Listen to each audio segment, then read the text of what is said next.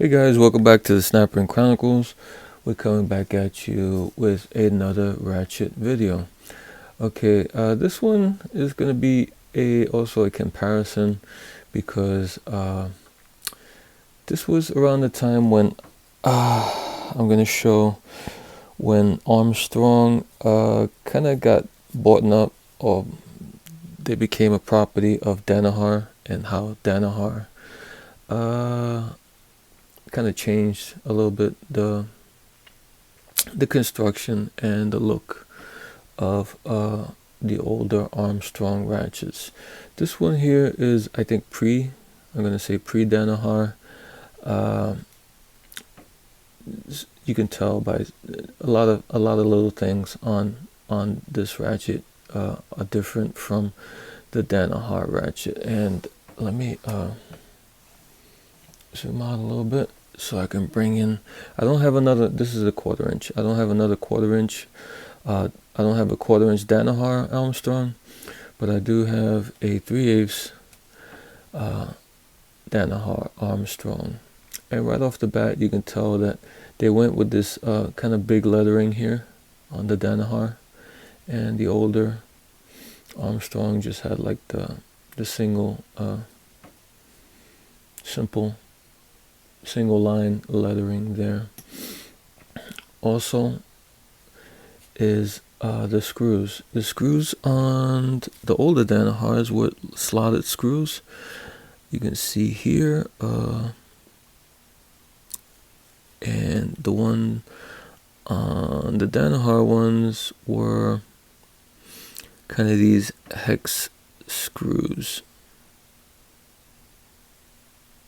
as you can see here. And actually, I took these off with a Torx. I just noticed that they're hex now. I thought they were Torx. So I did use a Torx. I guess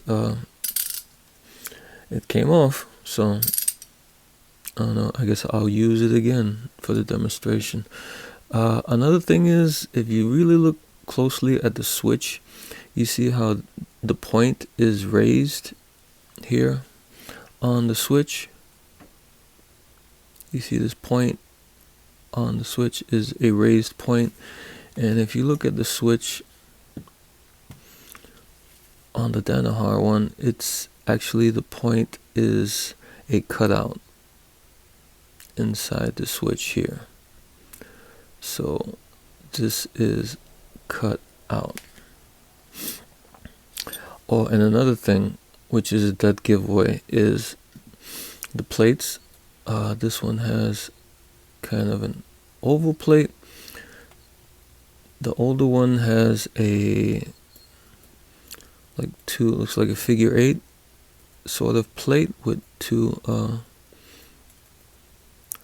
little pinch points here.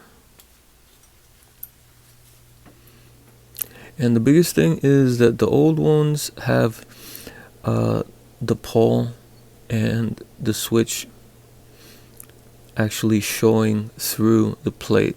You can see here, this is the black is the switch, and the light colored metal is the switch has been peened over. From this switch here goes through and has been peened over, and there's a hole in the plate that you can see all of that. On the older one, I mean on the Danaher, you don't have that. You just have pretty much a straight oval plate with no hole or anything in them. They both have the writing, which is engraved: replace damaged or worn parts, warning, keep clean and oiled. Same thing here, keep clean and oiled, and replace damaged or worn parts. So let's open them up and see what we see. I did a review on this a while ago. If you go to my playlist and go to Armstrong, you'll find a teardown and review of that one from a while ago. And if you're not a subscriber, could you please subscribe to my channel, and also like these videos. And these are the screws. Like I said, there were small slotted screws. There's a little bit of Loctite on them.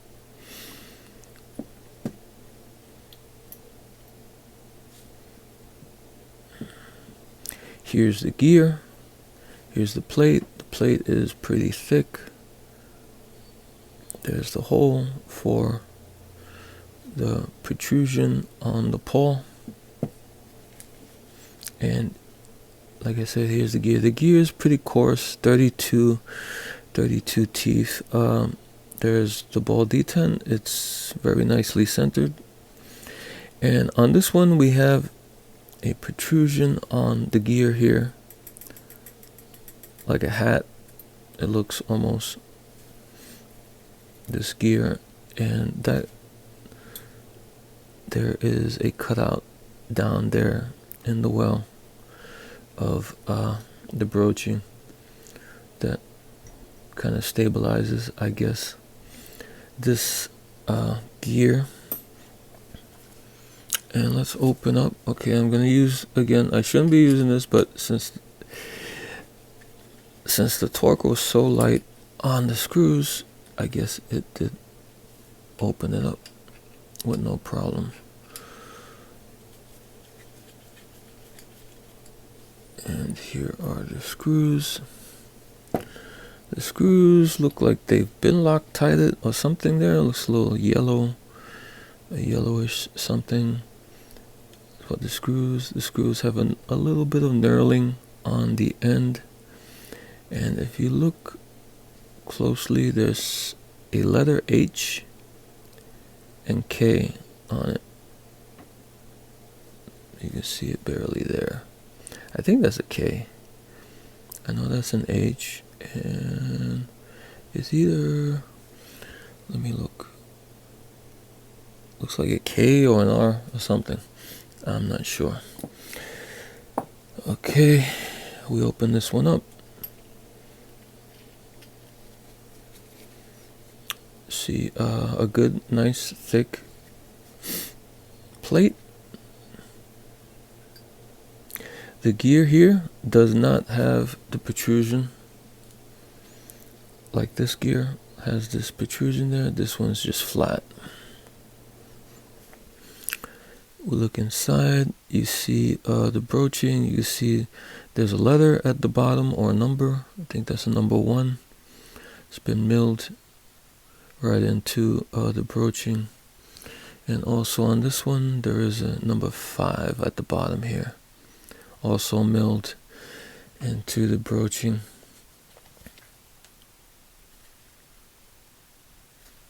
This one's also coarse. I think this one's about 36 teeth, maybe a little bit more teeth than that one.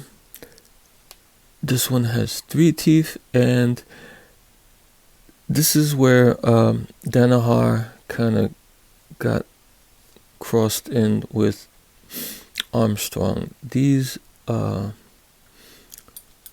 pawls are the same exact pawls, except that they were broached a little bit, where they took out some metal and made an indent.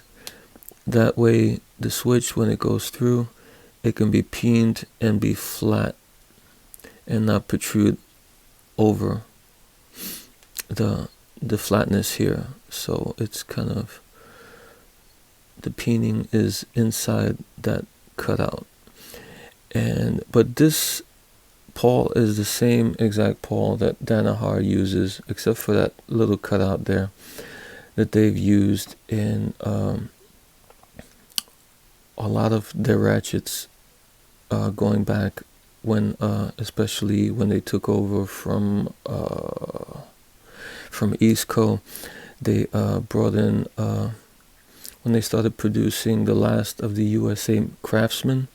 This is the same pawl as that, and this is, I think, also the same gear as that Craftsman gear. The only thing difference is that this isn't quick release, and they did make some ratchets similar to this one, or similar to the Craftsman last generation quick release. They did make some ratchets for other companies that had no quick release in them, so these were interchangeable with those. This pawl is interchangeable with those other ratchets, the same shape. I don't know, is it interchangeable? Yeah, it might. Yeah, this will interchange, I think, with those ratchets. But the only thing is that those pawls from those ratchets can't fit in here unless you make a cutout like that, and so that the switch can sit in flush, and then you can use those pawls in this ratchet, which is pretty much the Danaher pawl. Here, on the other hand, we see a different style of pawl. This one has a protrusion. I'm not gonna unpeen it, but this one has this protrusion sticking out. That one goes in the hole and stabilizes the pawl. This one has 2 teeth on this pawl, and they both have a ball and spring underneath here. So there's the ball peeking out. So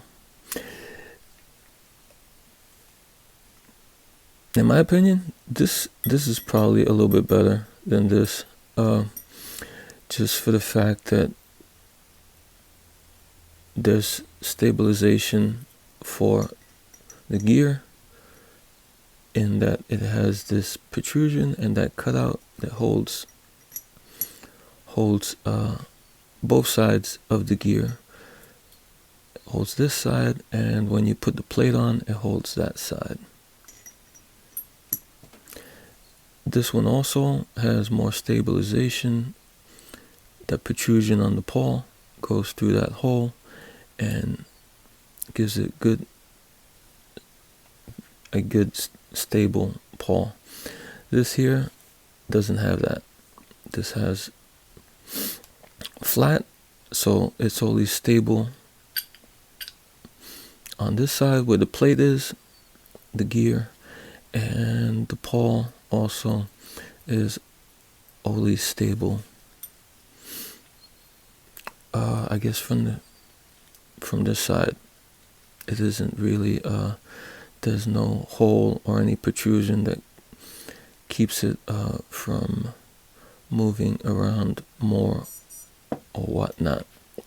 But one thing I did notice is that this pawl here is a wider pawl. I don't have this version, the Danaher version, of a 1/4 inch, but if we look, the pawl looks kind of small. Looks a little bit small there.